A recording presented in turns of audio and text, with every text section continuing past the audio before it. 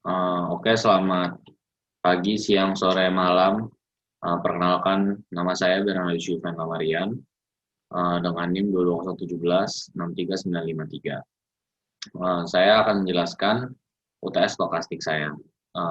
Kita lihat di soal yang pertama, yang A. Berapa peluang seekor tikus akan lolos dari labirin? Nah, kita bisa lihat di sini. Ini ada 3 jalur, ada A, B, dan C. Ada 30% yang ke A, ada 50% tikus yang ke B, dan ada 20% tikus yang ke C. Yang di A ada 20% yang lolos, 80% yang tidak lolos. Yang di B ada 25% yang lolos dan 75% yang tidak lolos. Yang di C ada 8% yang lolos dan ada 92% yang tidak lolos. Nah, kita lihat di sini berapa peluang seekor tikus akan lolos dari labirin. Kita asumsikan tikus yang lolos dari labirin adalah dari 3 jalur tersebut.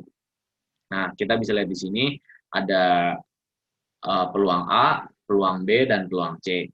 Nah, dari peluang A kita bisa cari dari 0,3 karena 30% tikus A, 30% tikus yang ke jalur A, dan kita kalikan dengan peluang yang lolos 0,2, terus yang B kita kalikan 0,50% tikus ke jalur B dikalikan dengan 25% tikus yang lolos, terus yang di C kita kalikan 0,2 dengan 0,08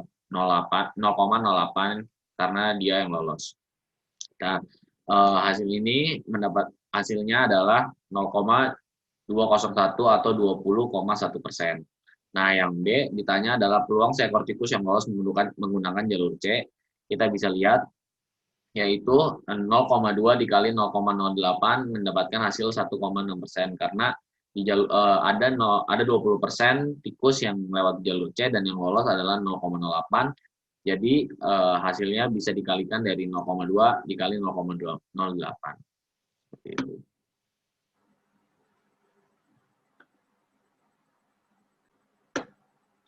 Lalu kita lanjutkan ke nomor 2. Untuk yang bagian pertama, tentukan matriks diagram peluang transisinya. Nah, di sini kita ketahui bahwa minum kopi di minggu 1 A, minggu kedua A, dan minggu ketiga B itu mendapatkan peluang 0,6. Jika di minggu pertama A, di minggu kedua B, di minggu ketiga A itu mendapatkan peluang 0,5, dan di minggu pertama B, minggu kedua A, minggu ketiga A mendapatkan peluang 0,2, dan jika minum kopi di minggu pertama hingga minggu ketiga itu B, itu mendapatkan peluang 0,3. Nah, habis itu kita bikin matriks transisinya. Matriks transisinya itu bisa kita lihat di sini. Di tabel yang vertikal itu di huruf pertama itu menunjukkan minggu pertama, di huruf yang kedua itu menunjukkan minggu kedua, dan di tabel yang horizontal ini itu bisa kita lihat di huruf yang kedua itu menunjukkan di minggu ketiga, dan huruf pertama itu kita jadikan sebagai patokan atau acuan apakah dia bisa memiliki peluang dari minggu pertama dan minggu kedua ini. Jadi seandainya huruf kedua itu A, jadi bagian yang bisa mendapatkan peluang adalah bagian horizontal yang huruf pertamanya juga A juga. Jadi jika huruf pertamanya B, itu huruf pertama di horizontal ini juga B. Nah, bisa kita lihat di sini di baris yang pertama itu yang kita ketahui adalah minggu 1 A, minggu kedua A, minggu ketiga B.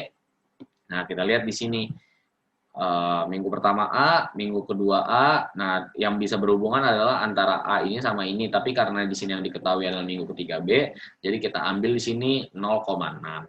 Nah, setelah itu di BA dan di BB kita langsung kasih 0 karena di huruf pertamanya dia adalah BB, dan di huruf di huruf kedua yang di sini yang terakhir adalah A. Jadi kita langsung masukkan 0 dan 0. Nah, di satu baris ini hasilnya itu adalah harus sama dengan 1. Jadi untuk mencari matriks yang ini itu kita lakukan pengurangan, yaitu 0,6 dikurangi dengan 0,4. Seperti itu. Nah, di baris yang kedua Ini kita bisa lihat di minggu pertama A, di minggu kedua B. Nah, kita lihat nih yang huruf pertamanya itu B juga. Jadi di AA dan AB kita langsung masukkan 0. Di sini B dan A itu langsung kita masukkan 0,5. Nah, karena harus sama dengan 1, jadi 1 dikurang 0,5 itu adalah 0,5. Kayak gitu. Nah, habis itu ada di BA, kita langsung kosongkan di BA dan BB karena dia huruf pertamanya itu B dan di sini huruf terakhirnya itu A. Nah, di sini bisa kita ketahui jika di minggu pertama itu B, minggu kedua A, dan minggu ketiga itu A lagi, itu mendapatkan peluang 0,2. Karena ini harus sama dengan 1, jadi 1 dikurang 0,2 adalah 0,8. Lalu di baris yang terakhir itu ada BB. BB itu jadi yang AA dan AB langsung kita cut 0 dan 0. Dan di sini kita langsung masukkan di BB dan terakhirnya juga B, mendapatkan hasil 0,3, 1 dikurang 0,3 itu adalah 7. Lalu kita lanjutkan lagi dengan membuat diagram peluang transisinya. Nah, caranya gimana? Kita lihat dulu di baris pertama itu ada AA ke AA 0,4, jadi kita buat langsung di sini ada 0,4. Lalu selanjutnya ada AA ke AB itu 0,6, langsung kita tarik garis di sini 0,6. Terus di baris kedua, nah karena di baris pertama itu BA dan BB-nya 0, jadi kita nggak digambarin. Dan di baris kedua itu AA-nya ada 0, AB-nya 0, terus di BA, AB ke BA itu 0,5. Kita lihat di sini ya, AB ke BA itu 0,5. Nah, lalu dilanjutkan lagi, ada AB ke BB itu 0,5, AB ke BB itu 0,5. Lalu dilanjutkan lagi ada BA ke AA itu 0,2. BA ke AA itu 0,2. Kita lihat lagi ada BA ke AB 0,8. BA ke AB 0,8. Kayak gitu. Nah, terus habis itu kita lihat lagi ada BB, AA dan AB-nya 0, jadi kita tidak gambarkan. Lalu BB ke BA itu 0,7. BB ke BA itu 0,7. Terus ada BB ke BB itu 0,3. Nah, di sini kita lihat. BB ke BB itu 0,3. Lalu kita lanjutkan nih ke bagian yang B. Jika dia minum kopi A 2 minggu berturut-turut, berapa peluang dia minum kopi A lagi pada minggu kelima? Nah, matriks transisi di sini itu baru menunjukkan 3 minggu pertama. Belum kita ketahui ada minggu keempat dan minggu kelima. Nah, gimana sih caranya biar kita tahu di minggu keempat dan minggu kelima? Caranya adalah mengkalikan matriks tersebut. Nah, kita kalikan nih P pangkat 2, itu mendapatkan hasil segini, itu baru di minggu keempat. Untuk mencapai ke minggu kelima, kita kalikan lagi matriksnya. Sampailah dapatlah hasil seperti ini. Nah, yang ditanyakan adalah jika dia minum kopi A 2 minggu berturut-turut dan di minggu terakhir dia meminum kopi A lagi.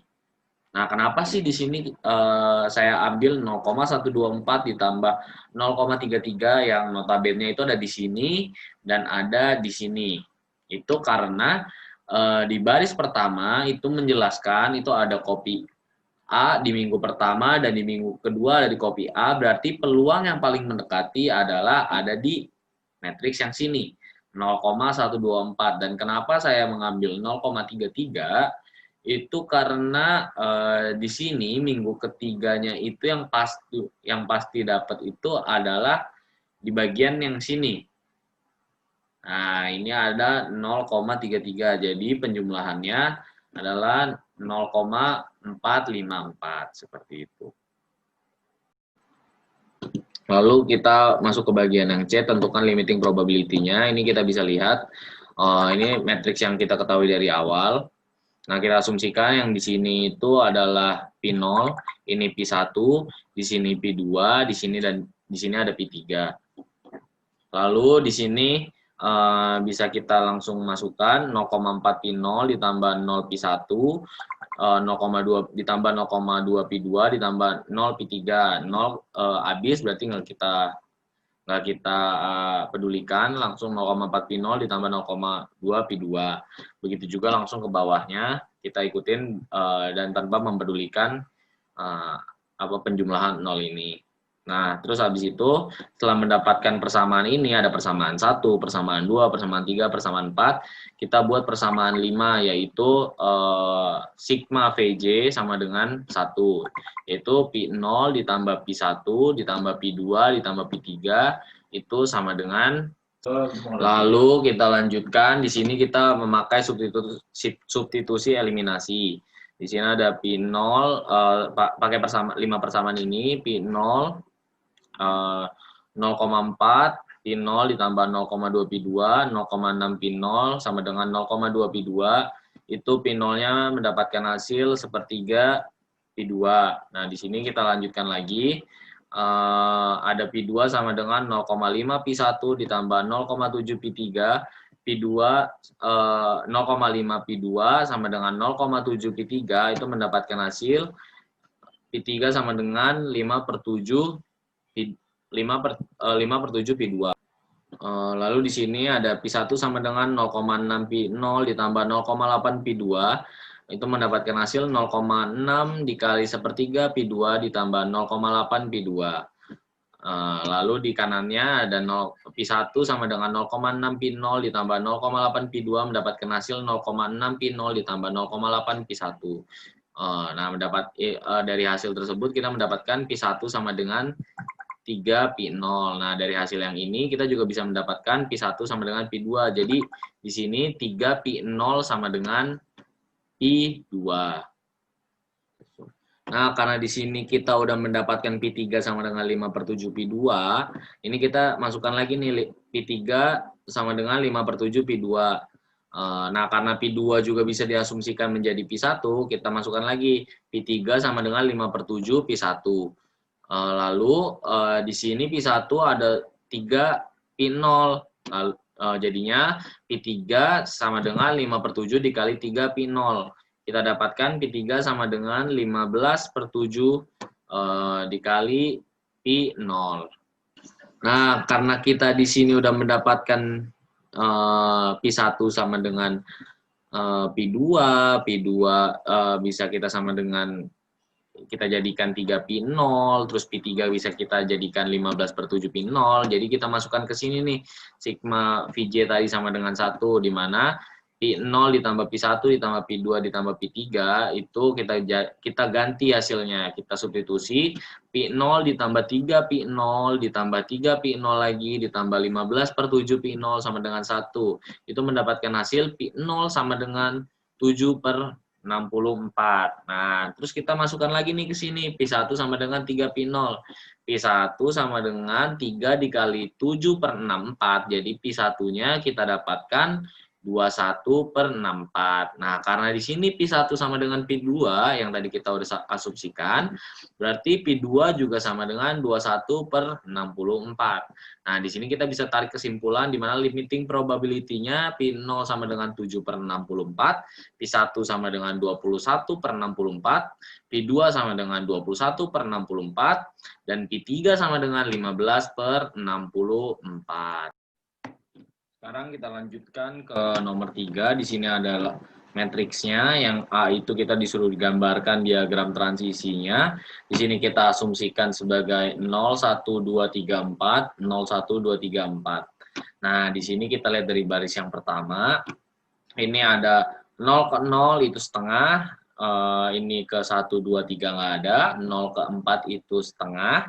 Terus kita lanjut ke baris selanjutnya, 1 ke 0 itu sepertiga, kita lihat 1 ke 0 sepertiga, 1 ke 1 itu setengah, 1 ke 2 itu seperenam, terus ini yang ketiga dan keempat nggak ada, kita lanjut ke baris selanjutnya, di sini ada 3, 3 ke 0 nggak ada, kita lanjut ke 2, 2 ke 0 nggak ada, 2 ke 1 itu seperempat, 2 ke 1, mana tuh? 2 ke 1 seperempat, terus 2 ke 2 0, 2 ke 3 itu setengah, 2 ke 3 setengah, 2 ke 4 itu seperempat, 2 ke 4 itu seperempat.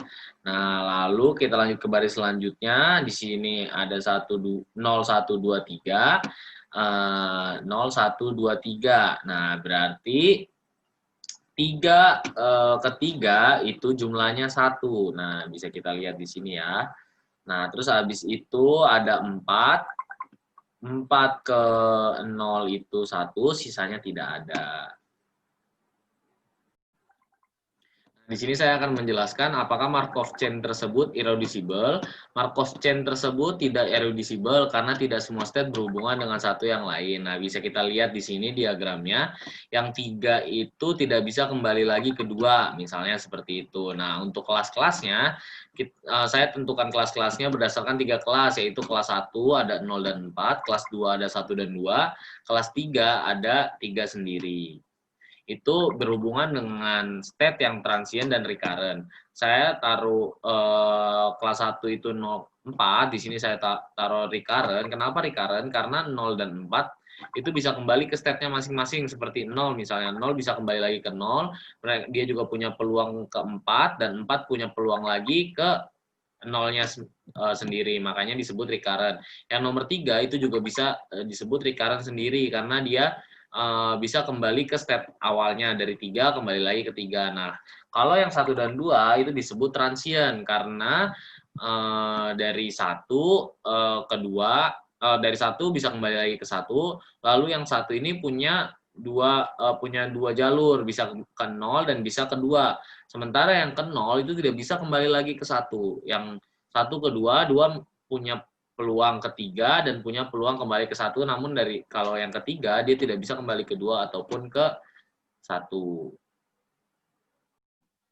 Lalu pertanyaan selanjutnya, apakah Markov chain tersebut absorbing atau non-absorbing? Jawaban saya adalah non-absorbing. Kenapa non-absorbing? Karena hanya state 1 dan state 2 yang dapat berhubungan atau mencapai ke state 3. Tidak semua state yang non-absorbing dapat berhubungan atau mencapai state 3. Nah, sebenarnya syarat absorbing itu ada dua. Yang pertama, setidaknya ada satu chain yang absorbing. Di sini yang absorbing adalah state 3 yang memiliki peluang 1. Nah, itu sudah memenuhi syarat.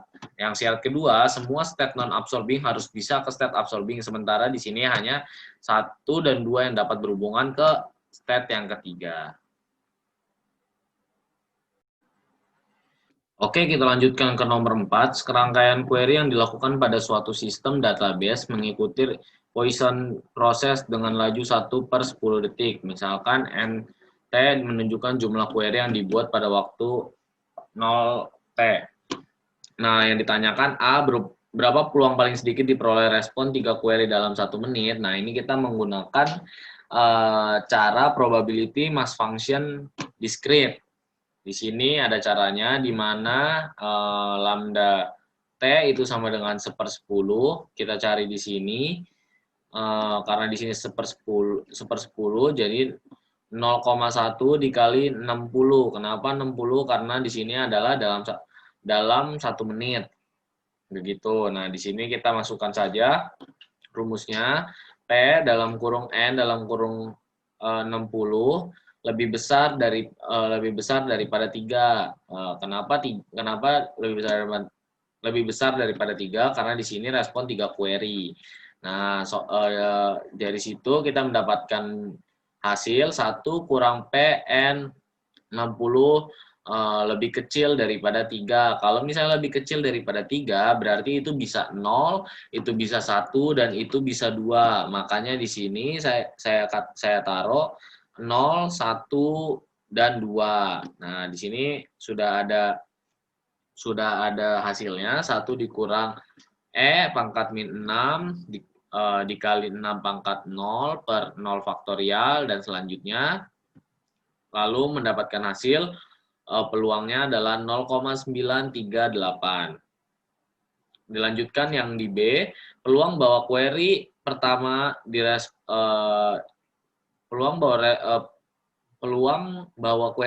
direspon paling sedikit 4 detik. Lambda T sama dengan 1/10 dikali 4, karena kan 4 detik, jadi harus dikali 4 mendapatkan hasil 0,4. Lalu kita masukkan saja. Yang B ini kita pakai rumus waiting time. Rumus waiting time itu seperti ini, di mana nanti ada 1 dikurang P, 1 lebih kecil daripada 4, lalu dimasukkan rumus, ntar akhirnya rumusnya adalah E pangkat min lambda T, mendapatkan hasil 0,67. Seperti itu. Oke, kita lanjutkan ke C. Peluang perbedaan waktu query kedua dan 1 lebih dari 5 detik. Ini kita pakai rumus inter-arrival time. Di sini ada lambda T sama dengan 1/10 dikali 5, karena dari 5 detik, mendapatkan hasil 0,5. 0,5 terus kita masukkan ke rumus aja, P dalam kurung T2 lebih besar dari 5, E pangkat min lambda T ini adalah rumus, jadi langsung dimasukkan saja, mendapatkan hasil 0,6065. Lalu ada yang D, peluang query ketiga di respons sistem lebih dari 6 detik. Di sini kita masukkan saja, ada P dalam kurung S3 lebih besar dari 6, 1 dikurang P, S3 lebih kecil daripada 6. Nah, ini kita juga memakai rumus waiting time, sama seperti yang B. Setelah mendapatkan itu, ini karena lebih kecil daripada 3, kita hanya memakai 0, 1, dan 2. Nah, setelah dihitung semuanya, ntar kita mendapatkan hasil 0,977. Oke, kita lanjutkan ke nomor 5. Di sini kita bisa lihat, pada jam 10 sampai 12 siang, laju kedatangan pelanggan meningkat secara linear dari 2 sampai 4 orang per jam. Dan kemudian lajunya konstan selama 2 jam berikutnya. Dari jam 2 sampai jam 6 tidak ada pelanggan yang datang, berarti pelanggannya 0. Yang pertama, yang A, rumuskan model laju kedatangan pelanggan di supermarket tersebut. Nah, kita bisa lihat nih dari sini nih, kita cari gradiennya. Kita lihat lambda 0 sama dengan 2, lambda 2 sama dengan 4, lambda T dikurang 2 per 4 kurang 2 sama dengan T kurang 0 per 2 kurang 0. Di sini setelah itu kita mendapatkan hasilnya lambda T sama dengan T plus 2. Nah, kita asumsikan di sini model laju kedatangannya itu, ini kenapa 0 di sini, kenapa 2, ini ibarat kata, ini 10, ini 12, jadi kita hilangkan 1 di depan, ini 12, ini jam 12 sampai 14, ini jam 14 sampai 18. Jadi saat jam 10, batas saat jam 10 sampai jam 2 itu peningkatannya itu masih pelanggannya itu meningkat masih secara linear. Jadi di sini kita masukkan dari gradien tadi T plus 2. Nah, saat di jam 12 sampai 14 itu peningkatannya udah konstan. Itu ada di 4 di sini. Nah, setelah itu di 14 sampai 18 itu tidak ada pelanggan yang datang. Jadi kita masukkan nilainya 0. Seperti itu. Nah, lalu kita lanjut ke pertanyaan yang B, di mana tentukan peluang paling banyak ada 1 orang di toko tersebut antara jam 10.30 sampai jam 11.30. Saat jam 10 sampai 10.30 itu 30 menit, berarti batas yang pertama kita dapatkan setengah. Di yang kedua, pukul 10 sampai 11.30 itu masih satu interval ya, jam 10 sampai jam 12, karena di sini masih jam 10 sampai jam 11.30. Itu 90 menit, di mana T sama dengan 3/2. Jadi kita memiliki batas setengah sampai 3/2. Nah, gimana sih caranya cari peluang? Pertama-tama kita harus integralin dulu nih, lambda T-nya ini tadi. Itu kita masukkan T plus 2, karena dia masih di interval antara jam 10 sampai jam 12. Kita pakai yang ini, T plus 2. T plus 2 kita integralin dengan batas 3/2 dengan setengah. Setelah kita hitung semuanya, itu dapatlah hasil 3. Setelah dapat hasil 3, kita masukkan ke peluang yang tadi. P dalam kurung N 3/2 dikurang N setengah lebih kecil sama dengan 1. Lalu kita cari semuanya, kita masukkan rumusnya. karena ini lebih kecil sama dengan 1, jadi pasti akan 0 dan 1, tidak mungkin lebih dari 1. Jadi kita masukkan ke rumus aja langsung. Karena di sini lambda T-nya udah ketahuan 3, jadi kita masukin E min lambda T itu 3 dikali 3 pangkat 0 per 0 faktorial ditambah E min 3 pangkat min 3 dikali 3 pangkat 1 per 1 faktorial. Seperti itu nanti mendapatkan hasil 0,199.